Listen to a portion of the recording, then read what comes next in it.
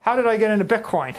I had a company with $500 million in cash, earning 0% interest, and I heard the bankers say, we're not even thinking about raising interest rates.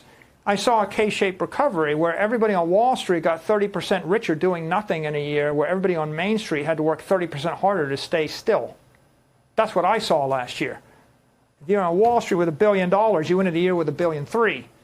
If you're on Main Street working for a living, selling something by the sweat of your brow, you had to raise your prices 30%, working harder in order to generate 30% more money to buy the same thing you could have bought before the crisis.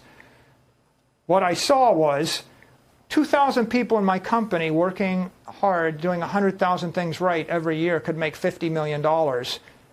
And the money in the bank was going to lose $100 million a year in value doing nothing. And we were running as hard as we could and going backwards. Right?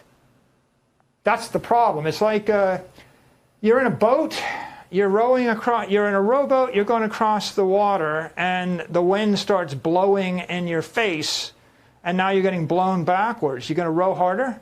The wind is the monetary inflation rate.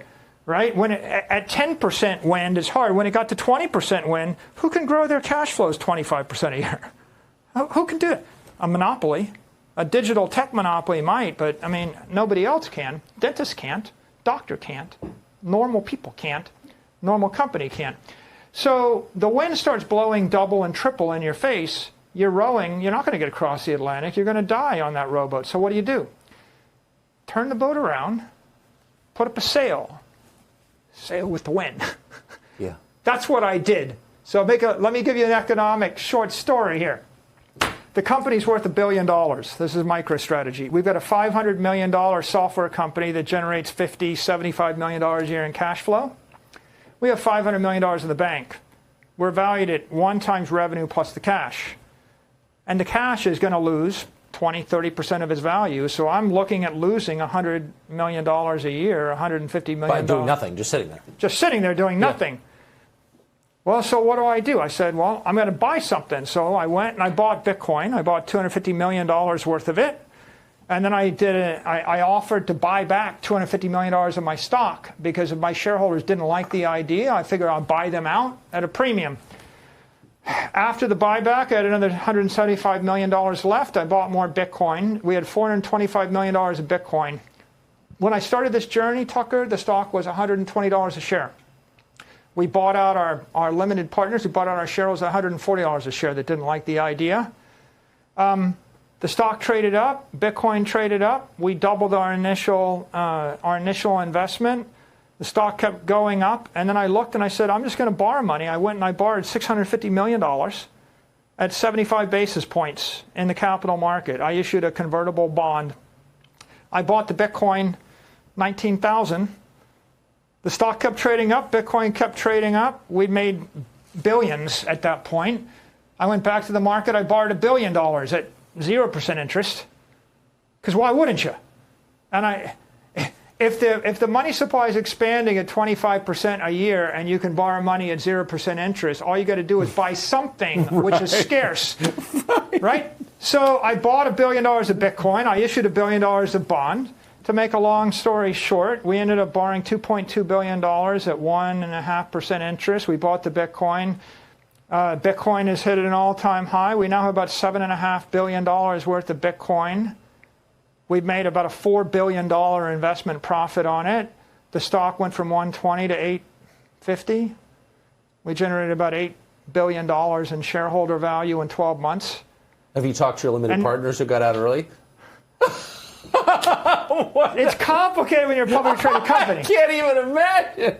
But, so now what are we? We're a $500 million software company generating maybe $80 to $100 million a year in cash flow, growing 0 to 10% a year. Right. With a $7.5 to $8 billion endowment that's growing 170% a year. But, it's like, why not?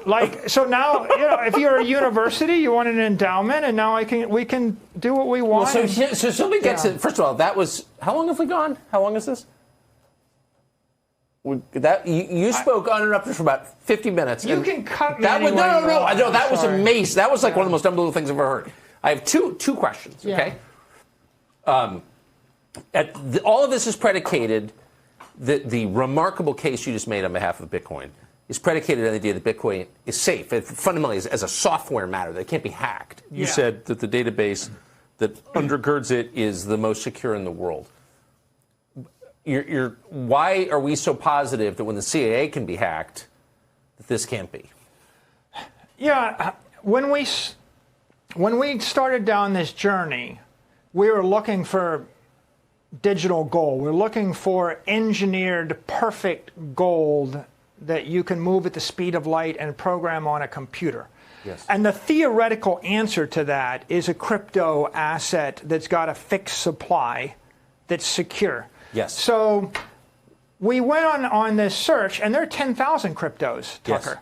Right? We had to look. Is it Bitcoin? Is it Bitcoin Cash? Is it one of the clones? Is it Dogecoin? Is it, you know, fill in the blank?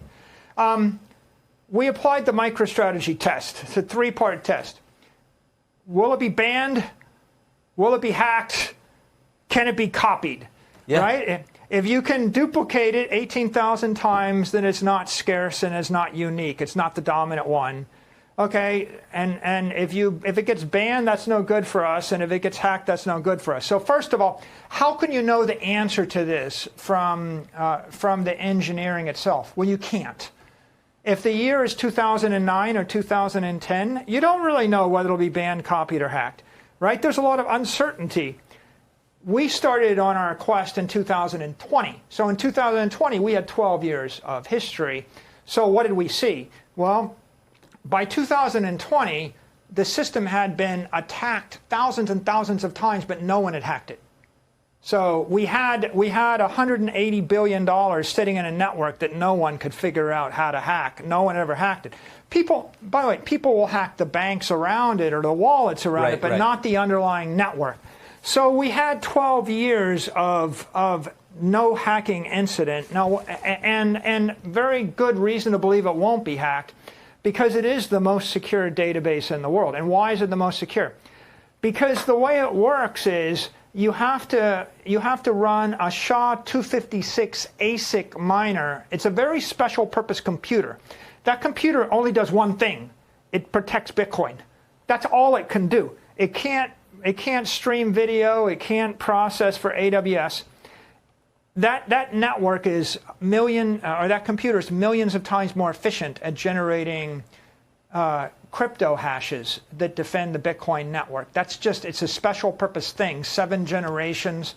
If you turned all of the AWS network or the Azure network against it, it wouldn't make a dent, because this is a very special purpose piece of hardware. So the technology that's used to secure the network is called proof of work. And proof of work is I pour a lot of energy into the network and I run it through an encryption algorithm, and that's a SHA-256 hash generator. And the combination of those two things with the protocol means that the dominant crypto asset proof of work network will always be the most secure one, and everyone will always defect from the weaker one to the stronger one. So we saw that it hadn't been hacked. There's no way to finesse it, no matter what you do, because it really is it's a brute force wall of encrypted energy. If you want to attack the network and even try to meddle with one block, you'd have to throw $10 billion of capital equipment at it, and it'll probably take you 2 to 4 years to get ready to do that experiment. Okay, so that leads exactly to my next question. So that's really only a government would do that, and that leads to my next question, which is so like, what's a government? A government is an organization that controls a discrete territory, has borders, and mints the coins, issues the currency. So this seems to me like an existential threat, no overstatement, to the idea of a nation state, an independent international currency. Why would governments allow this? Yeah, so that gets to the question of, will it be banned? By the way, it can't be hacked for what I said. It can't be copied, because you got to come up with the same $10 billion worth of energy and special purpose hardware. And if you had that much energy and hardware, you'd be getting paid $10 billion a year to use it to protect Bitcoin, or you get paid zero to try to copy it. So, right. So it doesn't make any sense to try to copy it. It's like the dominant monetary network, like Google and Facebook are also dominant networks. Once you get to that dominant position, it's obscenely difficult. Coming back to the banning, there's a kind of misnomer. People often call cryptocurrencies currencies, but it's not a currency, it's an asset. It's a crypto asset. So you're right, Tucker. If the government thought it was a currency, and if it competed with the US dollar or other currencies, then they would take offense and they will suppress it. But on the other hand, if it's viewed as an asset which competes with gold or with index funds or with bonds or property or real estate, just a store of value, or silver, then you can hold S&P index funds and bonds, and you can own land and you can own property. The government would simply like you to disclose when you sell it to someone else at a profit and pay your taxes on it, capital gains tax. And if you wanted to wire $100 million worth of property to someone else, they probably want you to disclose that per the AML, KYC, anti-money laundering rules. Can it be owned anonymously?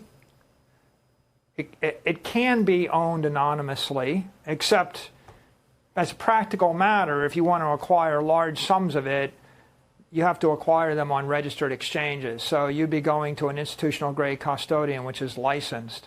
So what you see, maybe you get to a very important point. The government is regulated where it is allowed, and it's allowed everywhere except there's some noise in China. China is a different situation. In the Western world, the regulations are you can hold this as long as you disclose it via a regulated entity, so you're buying it through a registered exchange. And then when you transfer it, you're subject to IRS tax. You have to pay capital gains tax. And could you conduct anonymous exchanges with it? I mean, I'm just thinking through ways that it would undermine the authority of the government, which, by the way, I'm not against necessarily, but that's actually the primary issues before Congress and the Senate right now, right? Treasury, if you look at the past week, the Treasury, the SEC, the CFTC, Congress, and the Senate are engaged in a enthusiastic dialogue about what kind of regulations will be applied to the transfer and to the utilization of crypto assets. But the most important, for example, if you issue a crypto asset which looks like a security, like Mikey Coin, if I create Mikey Coin and I keep half of it and I issue the rest and I market it, it looks more like a security or a stock, right? That's going to fall under the jurisdiction of the SEC most likely, right? If it looks like there's a set of crypto assets called stable coins that look like US dollars. The President's Working Committee about a week ago suggested that only FDIC-approved banks should issue stable coins. They want anybody issuing stable coins to be FDIC approved, insured, licensed. So there is regulation coming into the space. Ultimately, I think that the security tokens will be under pressure. The stable coins will be treated like money markets in cyberspace, and probably we're rotating from the crypto entrepreneurs to the institutional, publicly traded institutions, large banks, etc. Bitcoin, what it was going to be was a question until 2014 when the IRS designated as property.